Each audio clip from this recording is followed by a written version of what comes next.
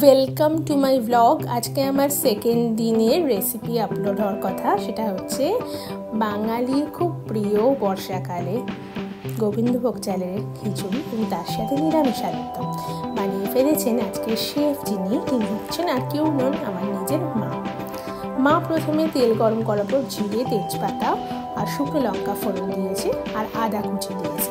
দেওয়ার পর তেলে ভালো করে সেটাকে ভাজা ভাজা করছে।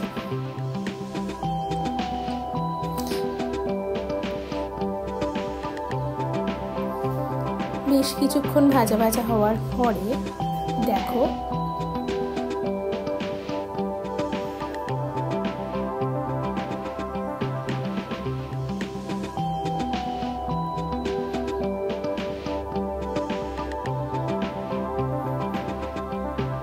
প্রসঙ্গত বলে এই হাতাটা ব্যবহার করা হচ্ছে এই ধরনের কড়াইগুলোর জন্য। এটা আলুর দমে যে কড়াইটা আমি ব্যবহার করেছি, পরে যে কড়াইটা ইউজ করবো সেখানে এই ধরনের হাতাই ব্যবহার করবে। যাই হোক, কিছু নারকেল গ্রেট করে রাখা ছিল, সেই গ্রেট করা নারকেল দেখো তোমার দেবে। তার আগে যে আলুগুলো কেটে রাখা আছে আলুর দমের জন্য, সেগুলো কিন্তু বয়েলড করে রাখা, মানে আগের থেকে বয়েল করে রাখা হচ্ছে। তো আগের থেকে বয়েল করা আলুগুলোকে তোমার ভাজা ভাজা হচ্ছে। তারপরে নারকেলগুলো যেগুলো গ্রেট করে রাখা হয়েছে, সেই গ্রেটেড নারকেলটাকে তোমার ওর মধ্যে দেওয়া হবে।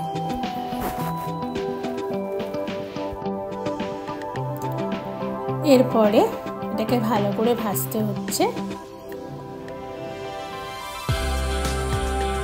তার আগে একটা মশলা তৈরি করে রাখা হয়েছে, যার মধ্যে বেশ কিছুটা চাল মগজ, আর তার সাথে তোমার আছে হচ্ছে চাল মগজের সাথে আদা বাটা, টমেটো বাটা, জিরে, ধনের গুঁড়ো সমস্তটা মিক্স করে রাখা হয়েছে।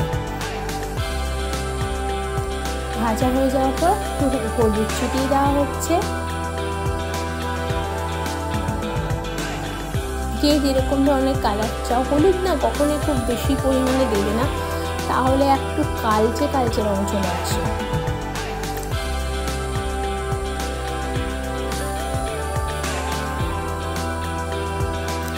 রান্না অনেকটাই নির্ভর করে তুমি কতটা মশলা কষাচ্ছ আর কতটা ভাজছ, তার উপর স্বাদটা আসে। যদি তুমি খুব তাড়াহুড়ো করো তাহলে কিন্তু স্বাদ পাবে না। এই দেখো, এবার গ্রেট করা যেটা নারকেল ছিল, সেই গ্রেট করা নারকেল কিছুটা দিতে হবে। টেস্ট এনহ্যান্স করার জন্য পোস্ত আর চাল মগরা এই দুটোকে মিক্স করে বাটতে পারো, তাহলে আরও বেশি ভালো হয়। অনেকে সাদা তিলও দিতে পারে। এই যে সেই মিশ্রণটা, তার মধ্যে টমেটো বাটা, আদা বাটা, কাঁচা লঙ্কা বাটা, চাল মগজ বাটা সব দিচ্ছে। তুমি ইচ্ছে করলে একটু কাজু বাদামও এর মধ্যে পেস্ট করে দিতে পারো। কাজু বাদামও কিন্তু টেস্টটাকে অনেক এনহ্যান্স করে। আমি নিজের হাতে জেনেকে আরেকদিন চেষ্টা করবো তোমাদেরকে কিছু করে দেখাতে। আসলে কি জানো তো, আমাকে রান্নাটা যদি আমি নিজে করে দেখাই, ভিডিওটা করবে কে? এই দেখো আলুর দম প্রায় হয়ে এসছে। কষাতে কষাতে দেখো জলটা কি সুন্দর টেনে নিল। এক্সট্রা কোনো জল এখনো পর্যন্ত অ্যাড করা হয়নি, যে মশলাটা দেওয়া হয়েছিল সেখান থেকেই ওটা শুকিয়ে কষতে কষতে এরকম হয়েছে।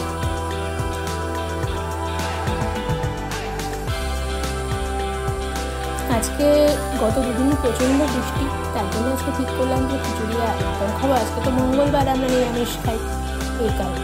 দেখো এখানে একটা কাশ্মীরি লঙ্কার গুঁড়ো অ্যাড করেছি, জাস্ট ফর কালার। শুকনো লঙ্কা কিন্তু আমরা খাই না। আর আন্দাজ মতো নুন এবং মিষ্টি, নুন আর চিনি আন্দাজ মতো, তোমরা যে যেরকম পরিমাণ খাও সেই সেরকম পরিমাণে মিশিয়ে নেবে।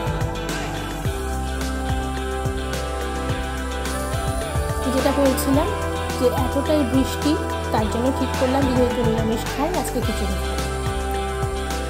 নারকেল দেওয়াতে কিন্তু আলুর দমের স্বাদটাও বাড়বে, আর খিচুড়িতেও কিন্তু আমি আলুর দম, মানে খিচুড়িতে এই কুচি করে রাখা নারকেল করেছিলাম।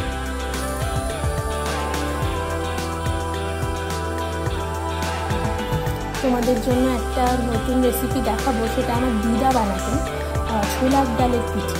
তো দিদার থেকে মা আমাদের চিরকালই করে খাইয়েছে। সেই রেসিপিটা আমি মাকে রিকোয়েস্ট করেছি, মা এবার তুমি করবে, এটা যখন ব্লগে করবে তখন আমারও শেখা হয়ে যাবে। কিন্তু ঘরে বানানো একটা মিষ্টি, সেটা একটা অদ্ভুত স্বাদ হয়, খেতে ভীষণ ভালো লাগে।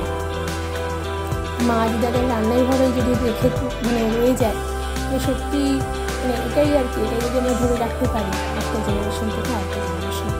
যদিও কাঁচা লঙ্কাটা ওই মিশ্রণটাই ছিল, তাও আবার একটা কাঁচা লঙ্কা মা দিল, গোটা কাঁচা লঙ্কা, জাস্ট ওই একটা ফ্লেভারের জন্য, ভাজার সময় বা কষানোর সময় একটা লঙ্কার একটা সুন্দর গন্ধ আসে, তো তার জন্য। আমরা একটু ঝালটা মোটামুটি বেশি খাই, খুব আঝালি রান্না খাই না, এটা তোমরা বুঝে তোমাদের পরিমাণ মতন ঝালটা।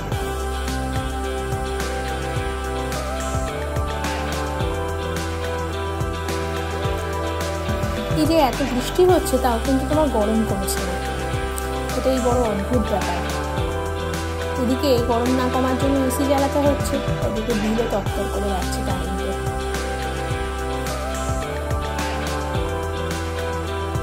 আজকে মেয়ের ইংলিশ লিটারেচার এক্সাম ছিল, কালকে সায়েন্স, তাই এই ব্লগটা কমপ্লিট করে আপলোড করার পর ওরা আবার সায়েন্সের পড়াশোনা শুরু হবে। আমার মেয়ে ছোটোবেলা থেকে নিজে থেকে পড়াশোনা করতে বলতে হতো না, কিন্তু 1 বছরে প্রচণ্ড উন্নতি হয়েছে। তো সামনে না বসলেও কিছুই করছে, বড় হচ্ছে তো এখন অনেক উন্নতি হবে। এবার একটু জল দিচ্ছে, দেখো জল দিয়ে এবার ঢেকে রাখবে, একটু পরে ঘি দিয়ে নামিয়ে দেওয়া হবে।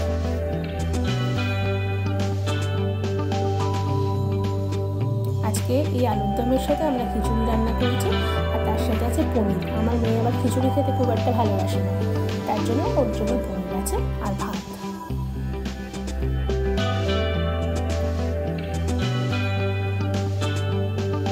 বন্ধুরা, তোমাদের কেমন লাগছে বলো। এটা তোমরা লাঞ্চে, আজকে আমি তোমাদের লাঞ্চের আইটেমটা দেখালাম। দেখো এখানে একটুখানি গরম মশলা মা অ্যাড করলো। কেমন লাগছে বলো আমার ব্লগটা। অনেক দিন আমি ব্লগ করি না, সময়ের অভাবে বলতে পারো, বা বিভিন্ন কারণে হয়ে ওঠেনি, এখন আবার শুরু করেছি। যদিও আমার ব্লগটার নাম কিন্তু ক্যানাডাতে জীবনযাপন বা ক্যানাডাতে ডায়েরি, দুটো আমার রয়েছে, ব্লগিং একটা ফেসবুকে একটা ইউটিউবে। কিন্তু ক্যানাডাতে বর্তমানে আমি নেই, তাই নামটা একটু কনফ্লিক্ট মনে হয়। ভবিষ্যতে যখন আবার ক্যানাডায় যাব সেখানকার রান্নাবান্নাগুলো তোমাকে দেখাবো। এই যে আমার একদম রান্না হয়ে গেছে।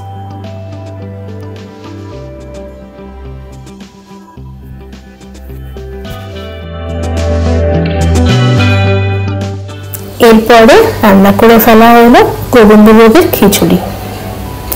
খিচুড়ির জন্য দেখো একটা পাত্রে শুকনো লঙ্কা, তেজপাতা, জিরে, আদা ছেঁচা করা আদা, আর এটা নারকেল কুচি, আর এটা মুগ ডালটাকে ধুয়ে রাখা হয়েছে, ভেজে ধুয়ে রাখা। আর এটা চালটা ওই 1 কাপ যদি চাল নাও তাহলে 8 কাপ ডাল। আমাদের 250 গ্রামের কৌটো, তাই 250 গ্রাম চাল নিলে তার ঠিক অর্ধেক ডাল নেওয়া হয়েছে। ডালটা, মুগ ডালটাকে কিন্তু আগে ভেজে শুকনো খোলায় তারপরে ধুয়ে রাখা হয়েছে। যেহেতু নিরামিষ খিচুড়ি, আজকে অনেকে মুসুর ডালটাকে যেহেতু ননভেজ বলা হয়, যদিও এটার কি যুক্তি আমি বুঝি না, কিন্তু মুসুর ডালটা মেশানো হয়নি। জীবনে যদি একটু লজিক্যাল বা যুক্তি দিয়ে ভাবা যায়, অনেক কিছু সংস্কার থেকে আমরা বেরোতে পারি। কিন্তু এখনকার দিনে দেখি যে সবকিছু সঠিক ভাবনা চিন্তা যেগুলো আমরা ভেবে এসেছি বা ভাবতে চেয়েছি, সেগুলো মানুষ ভুল প্রমাণ করে দিচ্ছে। যাই হোক, তেলের ওপর শুকনো লঙ্কা, তেলটা গরম হলে আর তেজপাতা ফোড়ন দেওয়া হলো। তারপরে গোটা জিরের যে ফ্ল্যাটারিং এর আওয়াজটা আমার ভীষণ ভালো লাগে, আর ফোড়ন দেওয়ার সাথে সাথে একটা সুন্দর গন্ধ বেরোয় গেল। এবার দেখের মধ্যে কুচো করে রাখা নারকেল অ্যাড করা হয়েছে।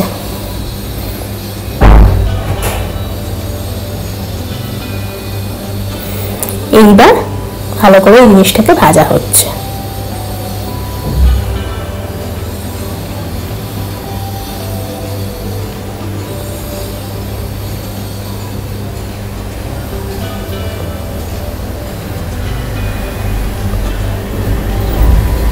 এর মধ্যে দিয়ে দেওয়া হচ্ছে ওই যে আদা বাটাটা ছিল সেটা। এটা ঠিক আদা বাটা না, আদাটাকে একটু ছেঁচে নেওয়া হয়েছে। তার সাথে একটুখানি অল্প মনে হয় টমেটোও ছেঁচা হয়েছে। টমেটোটা আমি মাকে দিতে বারণ করলাম, একটুখানি মনে হয় ছিল, সেটাকে অ্যাড করে দিয়েছে। আমার জন্য কেন সব রান্নায় টমেটো ভালো লাগে না, টমেটো দিলে একটা সবসময় আলাদা একটা স্বাদ চলে আসে, তখন অন্য ইনগ্রেডিয়েন্টসের স্বাদটা মনে হয় পাওয়া যায় না। টমেটো ছাড়া রান্না করে দেখবে, খেতে মোটেও খারাপ লাগে না, যথেষ্ট ভালো লাগে।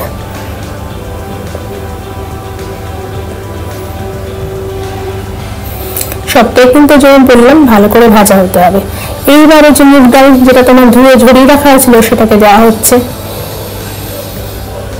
বারে বারে আন্দাজটা বলে দিই, 1 কাপ যদি চাল না গোবিন্দভোগ চাল তাহলে ঠিক 8 কাপ মুগ ডাল নেবে।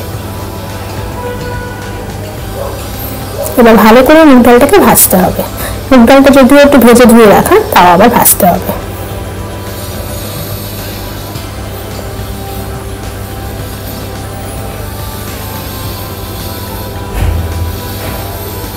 তোমাদের কি কি ধরনের খিচুড়ি খেতে ভালো লাগে কমেন্ট সেকশনে জানিও।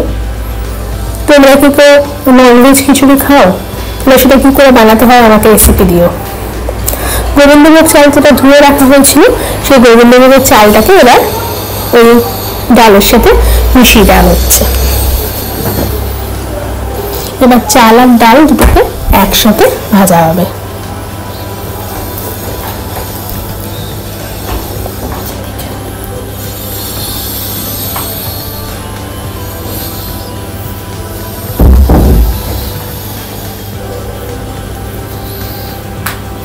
ভাজার সময় না একটা অ্যারোমা বেরোচ্ছে চাল আর ডালটার, দারুণ লাগছিল অ্যারোমাটা, খুব সুন্দর। মানে এটাই আর কি যে খিচুড়ির যে একটা অ্যারোমা সেটা।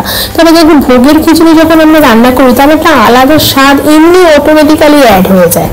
সেই স্বাদটা যে ওইটা না ভোগ ছাড়া ভোগের খিচুড়ির জন্য যখন তুমি করবে ওই নিবেদনটা মনে হয় থাকলে তার তখনই মনে হয় হতে পারে, যেহেতু ঠাকুরের নিবেদন করবো তখন একটা ভক্তি মনে এসে যুক্ত হয়, যেন এত স্বাদটা আবারও বেড়ে যায়।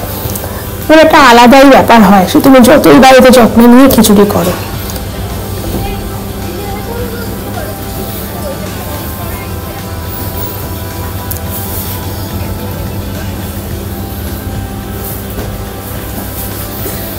দেখো এইদিকে একটা পাত্রে একটু জল গরম করে গরম জলটা এর মধ্যে ঢালা হবে। মা ভুলে গেছিল জলটা গরম করতে, তাই লাইট দিয়ে গ্যাসটা জ্বালালো। এবার জলটা ফুটে গেলে ওর মধ্যে আমরা জলটা ঢেলে দেবো। ও এখন একটু হলুদ দিচ্ছে, অল্প একটু হলুদ আন্দাজ মতো,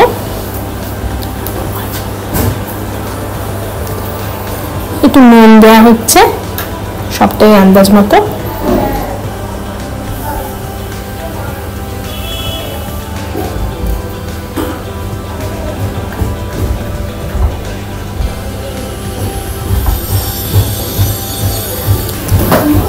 আর একটু পরে ওই জলটাকে ওটাকে নাড়াচাড়া করে তারপর জলটা গরম জল যেটা সেটাকে দিয়ে দেওয়া হবে। একটু অল্প মিষ্টি মানে চিনি দেওয়া হবে।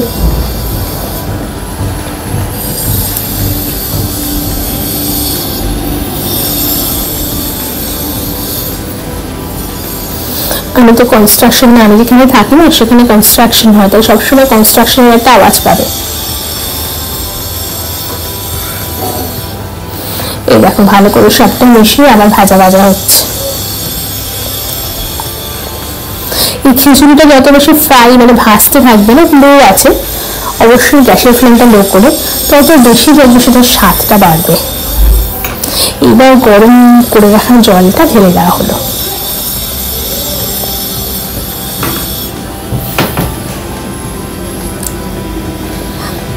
আরেকটু জল লেগেছে, তার জন্য আবার একটু জল গরম করে ঢালা হয়েছে। জলটা একটু কম পড়ে গেছিল। এই দেখো খিচুড়ি ফুটছে, এবার ঢাকা দিয়ে রেখে দেবে। প্রায় হয়ে এসেছে, আর একটু টানাবার অপেক্ষায়। দেখো শেষ আমাদের রান্না, প্লেটিংয়ে গরম গরম খিচুড়ি আর আলুর দম। অবশ্যই নামানোর আগে কিন্তু একটু ঘি যোগ করা হয়েছে। তো বন্ধুরা কেমন লাগলো বলো, আর এরকম আরো নিত্যদিনের রেসিপি নিয়ে আমি রয়েছি তোমাদের সামনে হাজির হবো। খুব ভালো থেকো সবাই, খুব সুস্থ থেকো, আর ঈশ্বরের কাছে তোমাদের সবার সুস্থতা কামনা করি। সবাই ভালো থেকো, দেখা হবে নেক্সট ব্লগে।